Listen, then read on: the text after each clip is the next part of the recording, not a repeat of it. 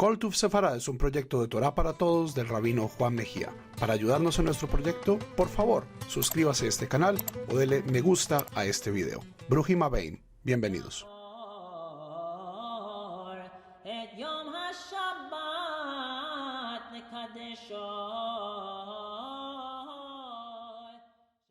Shalom, queridos Abrim Haverot, bienvenidos a un video más de Parashat HaShavua en koltuvsefarad.com. Hoy con la séptima y última aliyá de Parashat Vayera, la cual se encuentra en el capítulo 22, versículo 1 al 24 del libro de Bereshit, el libro del Génesis.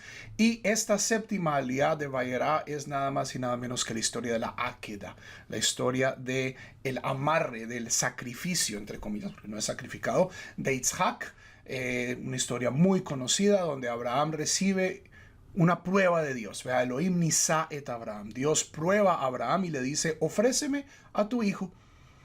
Y Abraham obedece, sube con Yitzhak, su hijo, su promesa, su futuro.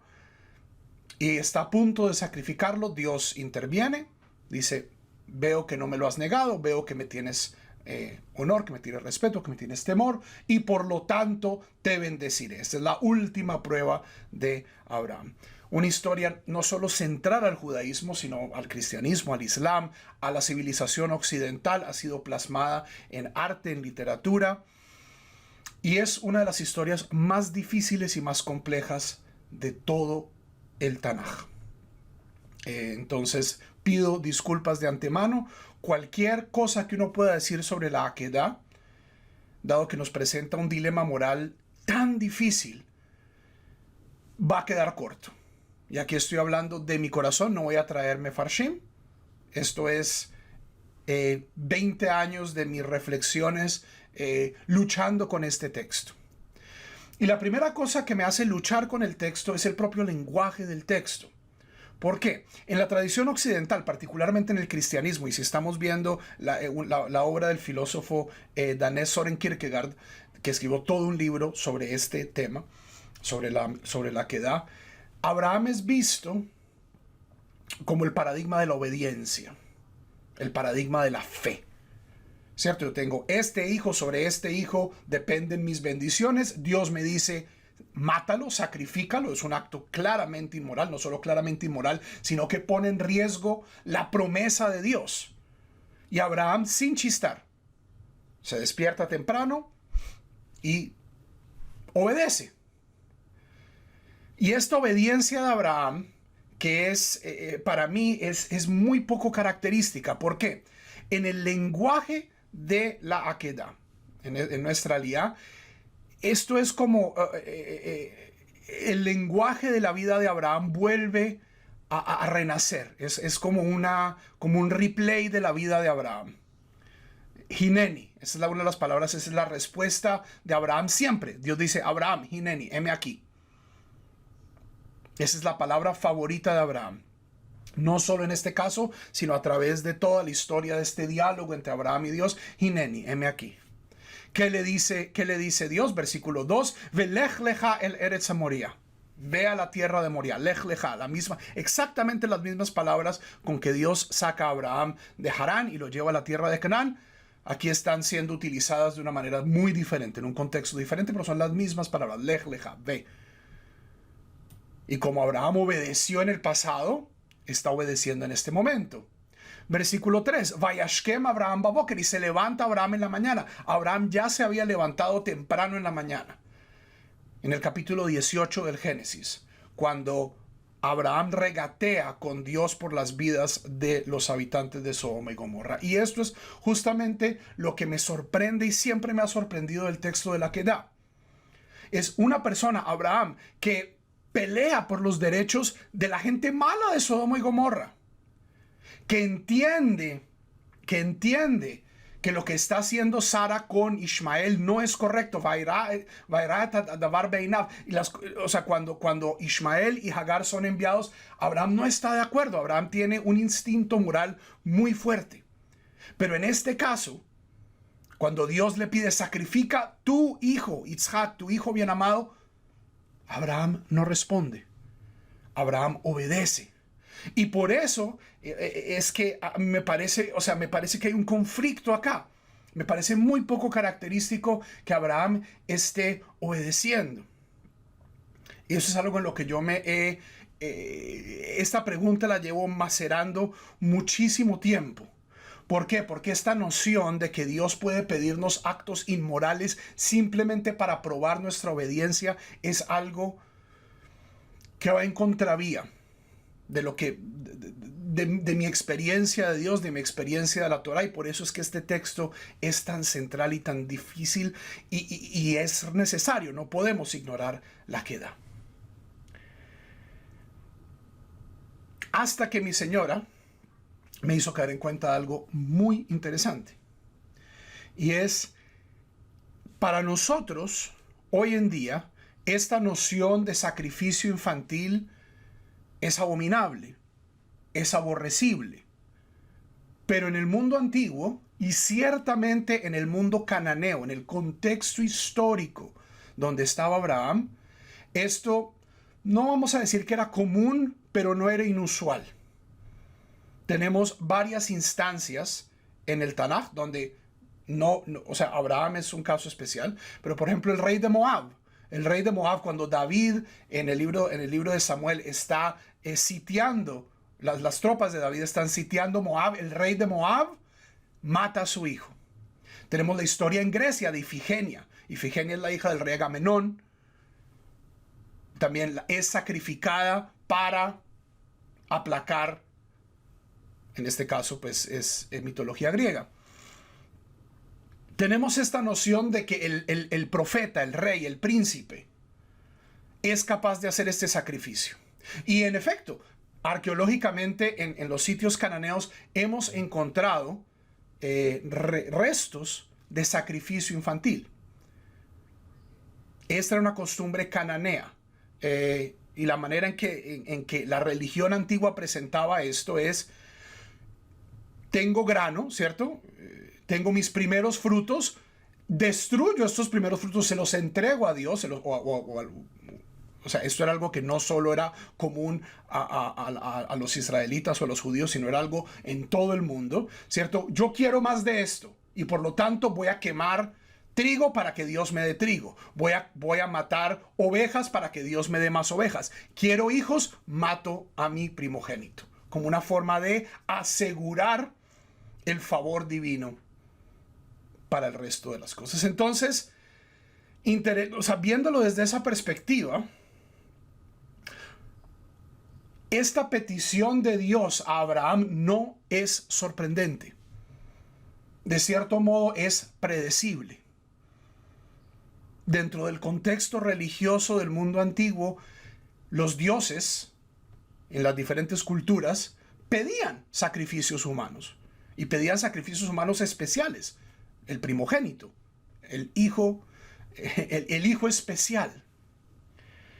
Entonces, en este contexto tenemos a Abraham, y no estoy diciendo que Abraham hace esto con alegría, por el mismo lenguaje. O sea, literariamente esta aliyá está llena de silencios. Vayomer. Y dijo Isaac, y le respondió su padre. O sea, está llena de silencios. ¿Dónde está la oveja? ¿Dónde está la oveja? Dios proveerá la oveja, mi hijo.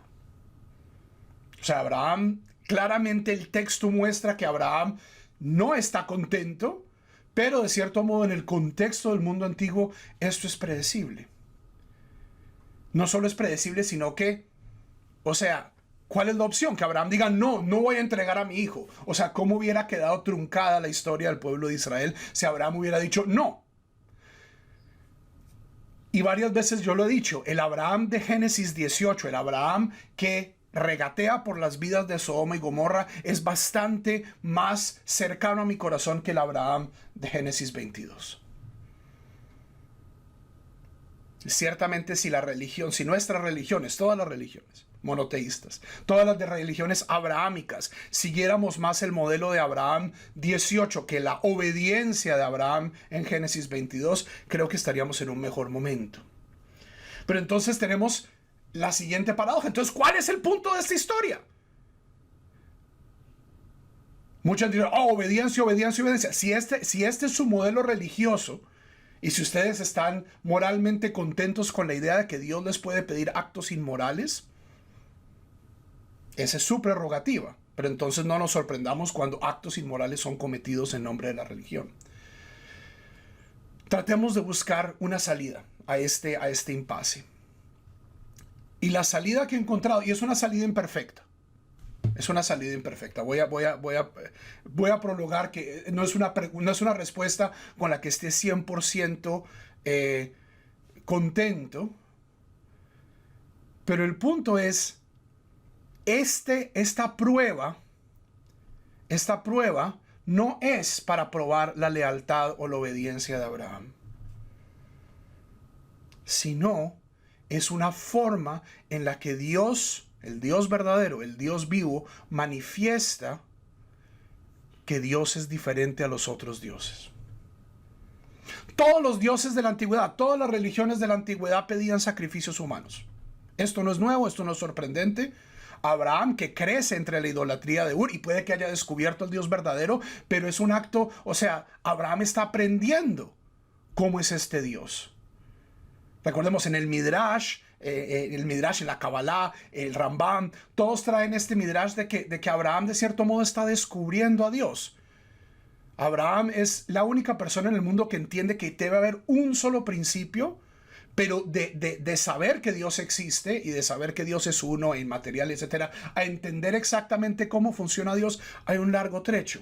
Y creo que esta es la última lección que Dios quiere darle a Abraham. ¿Y cuál es esta lección? Es la lección de que Dios, el Dios verdadero, el Dios vivo, no quiere sacrificios. Pero para esto tiene que llevar a Abraham hasta este punto. O sea, lo sorprendente de esta historia no es que Abraham haya obedecido. Esto de cierto modo esperamos esto de Abraham. Abraham es el héroe de la fe. Lo sorprendente de esta historia es que Dios haya detenido, que Dios haya parado a Abraham. En las historias paralelas, en las diferentes tradiciones religiosas de la antigüedad, Dios no interviene para salvar al hijo. O los dioses no intervienen para salvar al hijo. Este es sacrificado y el héroe es recompensado por su obediencia, por su fidelidad. Tenemos esta misma historia, que es algo que ya ha vuelto. ¡Ay! La Biblia está llena de cuentos babilonios. Sí, pero lo importante, lo interesante de la Biblia es en qué se diferencian estas reconstrucciones, estas nuevas narrativas, en qué son diferentes. ¿En qué es diferente Noach Utnapishtim de la epopeya de Gilgamesh? ¿En qué se diferencia Abraham de Agamenón? Ambos están dispuestos a ofrecer a su hijo. Pero en nuestra historia Dios interviene. Dios interviene. Dios aparece y dice, esto no es lo que yo quiero. Y es difícil. Abraham tiene una noción religiosa de, bueno, esto es algo que Dios puede pedir. Vamos a hacerlo. Tanto así que el ángel tiene que llamarlo 2 veces. Vayomer, Abraham, Abraham. Oh, un momento. Vayomer Hineni. Y dice, no le hagas nada a tu hijo. Versículo 12. Ataya dati, ahora sé que haré Elohim, ata que tú temes a Dios. Velo hasachtat bin haydi deja mi meni. No negaste a tu hijo, a tu único hijo de mí. ¿Y qué hace acto seguido Abraham? De cierto modo Abraham queda, pero aquí tiene que haber un sacrificio. ¿Qué hacemos? Y la idea de sacrificar el carnero es de Abraham. Vaisá Abraham eteinab, y levantó sus ojos a Abraham y vio al carnero atrapado y lo ofreció como sacrificio. De cierto modo, al final del día, en la noción religiosa de Abraham tiene que haber un sacrificio. Y si no es Isaac, bueno, es este carnero. Pero ¿qué es lo que nos ha revelado Dios sobre sí mismo? Yo quiero leer esta historia como una revelación de Dios. Es el Dios verdadero, el Dios vivo no necesita sacrificios humanos. Esto que todo el mundo hace, esto que todo el mundo elabora como una gran prueba de fidelidad, de obediencia, no es lo que yo quiero. No es lo que yo quiero. Vaiká Abraham Shema Makomahu, versículo 14, y llamó a Abraham al lugar, a este lugar, Adonai Iré. Dios verá o Dios proveerá. Asher Yamer Hayom, como es dicho hoy, Behar Adonai Irae. En la montaña, que es el monte Moriah, el monte del templo, de acuerdo a nuestra tradición, Dios será visto. Es decir, el punto de esta historia no es aprender algo nuevo sobre Abraham, es aprender algo nuevo sobre Dios. Dios revela sus cartas en el monte Moriah. Dicen, todo el mundo piensa que la forma de agradar a Dios es matando niños, pero yo soy diferente. Yo soy diferente. Y es interesante, de aquí en adelante, ni Isaac hace esto, ni Jacob hace esto, ni José hace esto. Ninguno de los patriarcas sigue. Y en Deuteronomio el sacrificio infantil es abominable. Moloch. Varias veces aparece en Deuteronomio. Esto no lo hacemos nosotros. Moloch es esta idea de que yo debo matar a mi hijo para tener más hijos. Es esta idea que sigue reencauchada en la cultura cananea con la que los israelitas tenían que competir y estaban en conflicto. Pero esto no ocurre sin Abraham. Y como todas los descubrimientos teológicos serios, es algo que tiene consecuencias. Abraham sube con su hijo, pero baja solo. Versículo 19. Vayashov Abraham el Naharav. Volvió Abraham a sus muchachos. Vayakumu vayelehu yachdav el Beersheba. Y fueron juntos a Beersheba, Vayeshev Abraham y Beersheba. Y se asentó Abraham en Beersheba. La próxima vez que Isaac aparece, hacia el final de la próxima parashá, Isaac no está en Beersheba. Esta revelación de la nueva naturaleza de Dios le cuesta a Abraham y le cuesta a la familia de Abraham. Quiero enfocarme en dos cosas. Y de nuevo, no es una respuesta completa. Pero me parece mucho más digerible y mucho más positivo a futuro que esta imagen de, la obediencia de Abraham, esto es lo que debemos emular. Creo que el punto central de la historia no es sobre Abraham, sino sobre Dios.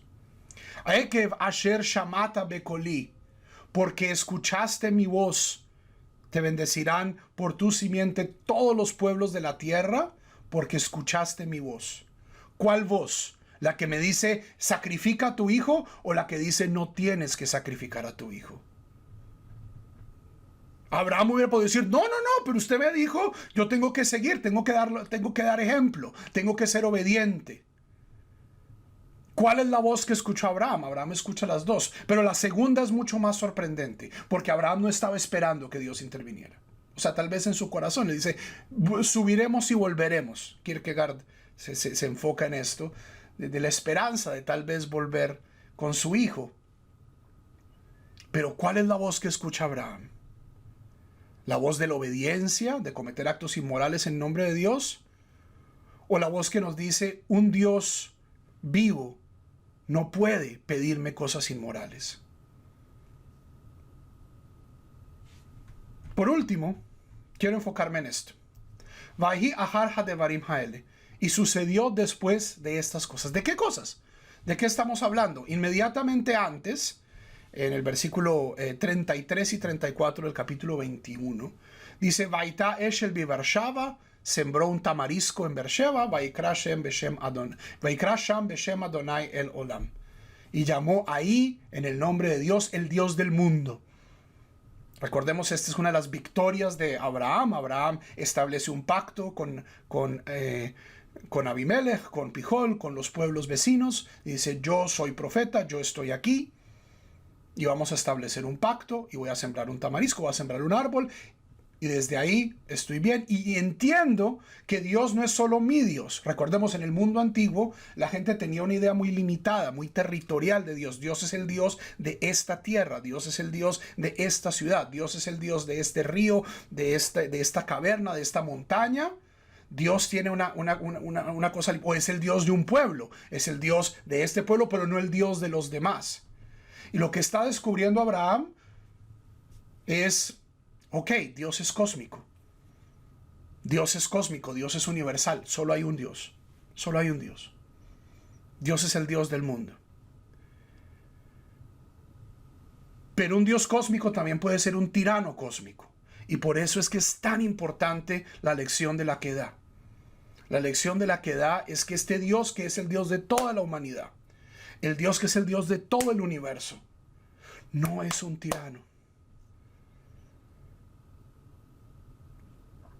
Y este es posiblemente el descubrimiento de Abraham, a través del cual serán benditas todas las naciones. No es a través de su obediencia, es a través de este descubrimiento de que Dios desea que nosotros vivamos, no que moramos.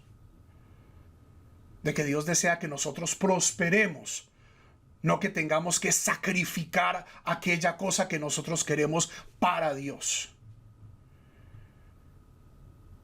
En el fondo, Dios cumple los deseos del corazón de Abraham. ¿Qué padre quiere sacrificar a su hijo?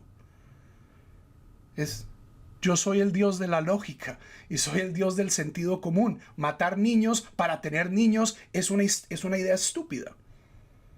O sea, es una crítica fuertísima a las culturas paganas que rodean al pueblo de Israel. De decir, ¿ustedes creen que matando hijos ustedes van a recibir más hijos? Nosotros ya pasamos por esto y tenemos malas noticias. Eso no tiene sentido. No solo no tiene sentido, sino esto no es quien Dios es. Dios es el Dios del amor. Dios es el Dios que se manifiesta en esta montaña diciendo, no quiero sacrificios humanos. No tengo que matar a nadie. No tengo que matar a otro ser humano para probar mi fidelidad o mi obediencia. Esta es la mejor respuesta que tengo. Si tienen respuestas diferentes, me encantaría oír en los comentarios. Mucha gente, no sé qué tan bien vayan a quedar sentados con mi respuesta, pero recordemos, Israel es el pueblo que pelea no solo con los otros hombres, sino con Dios. Nosotros luchamos con el ángel. Y esta es la lucha. Esta es la lucha. Tenemos estas historias difíciles, luchamos con ellas y tratamos de encontrar sentido que nos ayuden para vivir. Shabbat Shalom, Kol Tuv, Shalom.